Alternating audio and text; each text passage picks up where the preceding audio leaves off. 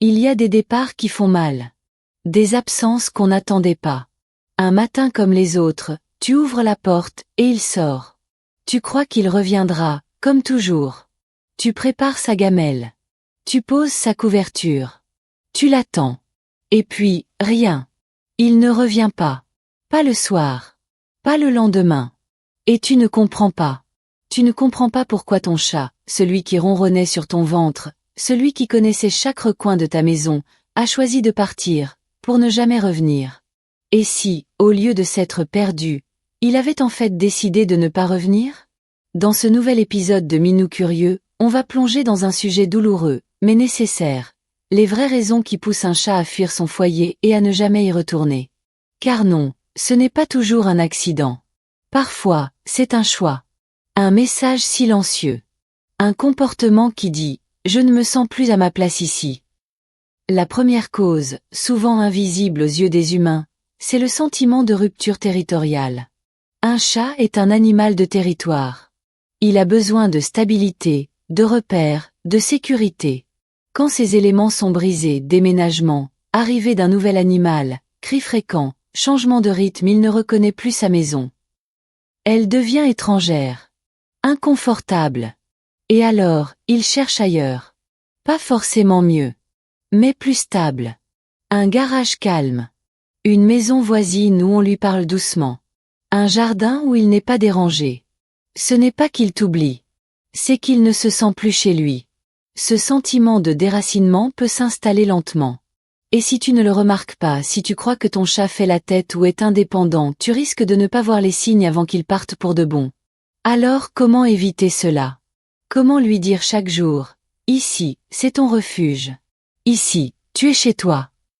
C'est ce qu'on va explorer dans ce voyage. Pour que plus jamais tu ne vives cette absence qui laisse un vide, et tant de questions sans réponse.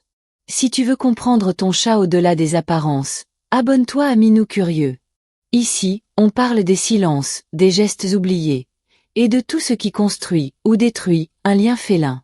Un chat ne reste pas dans un lieu simplement parce qu'il y dort ou parce qu'on lui donne à manger. Il reste là où il sent qu'il compte. Là où il sent une présence, un échange, une intention. Et parfois, sans que tu t'en rendes compte, ce lien se fragilise. Tu rentres fatigué. Tu lui parles moins. Tu le touches machinalement. Tu crois qu'il va bien, parce qu'il mange, parce qu'il dort. Mais tu ne le regardes plus vraiment. Tu n'es plus là avec lui. Et lui, il le sent. Parce qu'un chat n'est pas distant par nature.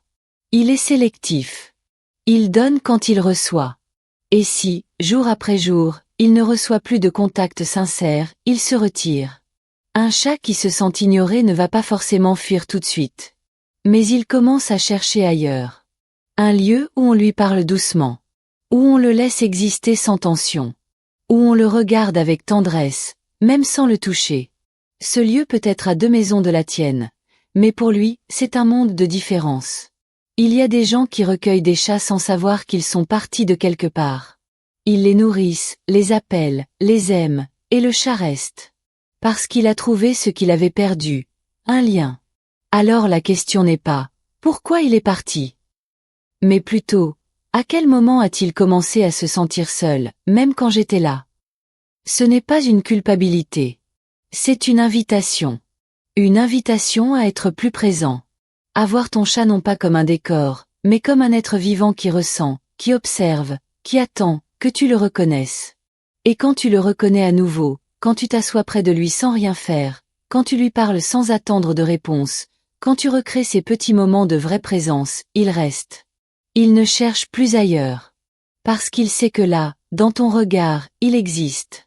Tous les chats n'arrivent pas dans nos vies avec la même histoire. Certains ont connu la douceur dès leur naissance. D'autres ont été abandonnés, maltraités, ignorés. Certains ont passé des mois dehors, à se méfier de chaque bruit, de chaque main, de chaque geste. Et même si tu les as adoptés avec tout ton amour, leur mémoire ne s'efface pas si facilement. Un chat marqué par un traumatisme garde en lui un réflexe de fuite. Une part de lui reste toujours en alerte. Et parfois, il suffit d'un élément déclencheur, un bruit fort, une dispute, une odeur étrangère pour que son instinct lui dise « il faut partir ». Pas parce que tu as fait quelque chose de mal. mais parce que son passé prend le dessus. Et quand il sort, il ne revient pas. Parce qu'il ne sait pas s'il peut te faire confiance encore. C'est pour cela que les chats les plus fragiles émotionnellement ont besoin de rituels plus stables, plus doux, plus constants. Un environnement prévisible. Une voix rassurante. Des gestes mesurés. Il ne s'agit pas de le sauver, mais de lui permettre de se reconstruire. À son rythme. Et parfois, malgré tout, malgré l'amour que tu donnes, il s'éloigne. Parce qu'il ne sait pas faire autrement. Parce que c'est ce qu'il a appris. Parce que pour lui, partir est plus sûr que rester. Et là encore, ce n'est pas une faute. C'est une blessure ancienne qui s'exprime. Ce que tu peux faire, c'est l'accompagner sans pression. Lui montrer chaque jour que tu es là, que tu ne l'obliges à rien, que tu es stable, que tu ne représentes aucun danger. Et peu à peu, ce chat qui regarde toujours la sortie, commencera à te regarder toi. Non plus comme une inconnue, mais comme son point d'ancrage. Comprendre qu'un chat peut partir sans te détester, mais simplement pour se protéger, c'est peut-être la chose la plus difficile.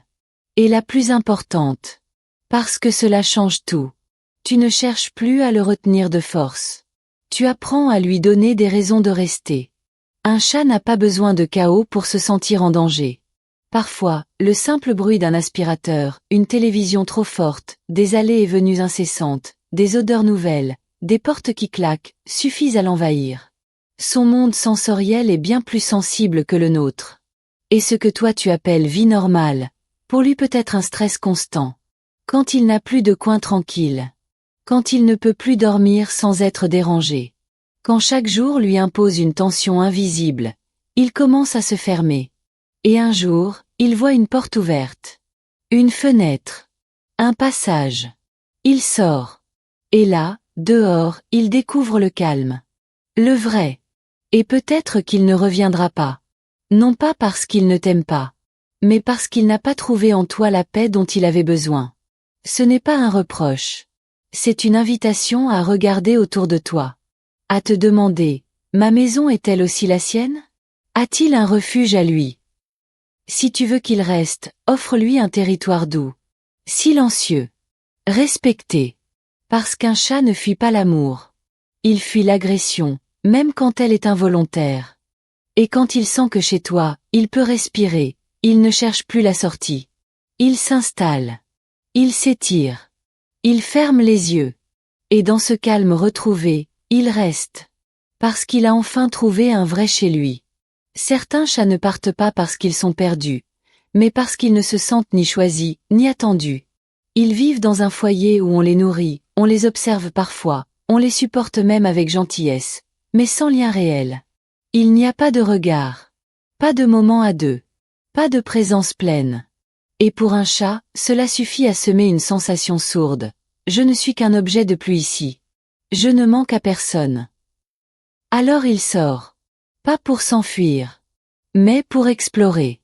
Et s'il trouve ailleurs une main qui l'appelle doucement, un regard qui le suit, une voix qui lui parle chaque jour, il reste.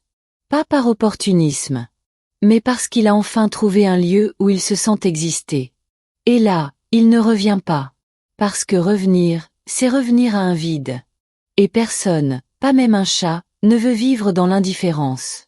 Ce que ton chat veut, ce n'est pas que tu sois parfait. C'est que tu sois présent. Qu'il sente que tu le choisis encore. Chaque jour. Quand un chat se sent vu, reconnu, aimé, il ne cherche pas ailleurs. Il n'a pas besoin de changer de maison. Parce qu'il a trouvé sa place dans ton regard. Et cette place-là, vaut plus qu'un bol plein ou un coussin moelleux. Elle vaut sa fidélité. Et son retour. Toujours. Un chat ne part pas sans raison. Il ne tourne pas le dos à un foyer par caprice. S'il part, c'est qu'il n'a plus trouvé sa place. Ce n'est pas une trahison. C'est une douleur muette. Un signal discret que souvent, personne n'a su entendre à temps. Et quand il ne revient pas, ce n'est pas toujours parce qu'il est loin. Parfois, c'est parce qu'il est plus proche d'un autre cœur. D'une autre attention. D'un lieu où il se sent regardé, reconnu, attendu. Alors la vraie question n'est pas « Pourquoi il est parti ?» mais « Que ai-je cessé de lui offrir, sans m'en rendre compte ?» Un chat a besoin de peu. Mais ce peu doit être profond. Réel. Régulier. Un espace calme. Une voix douce. Un regard sincère. Et surtout, le sentiment qu'il est choisi, encore et encore. Si ton chat est encore là, regarde-le aujourd'hui autrement.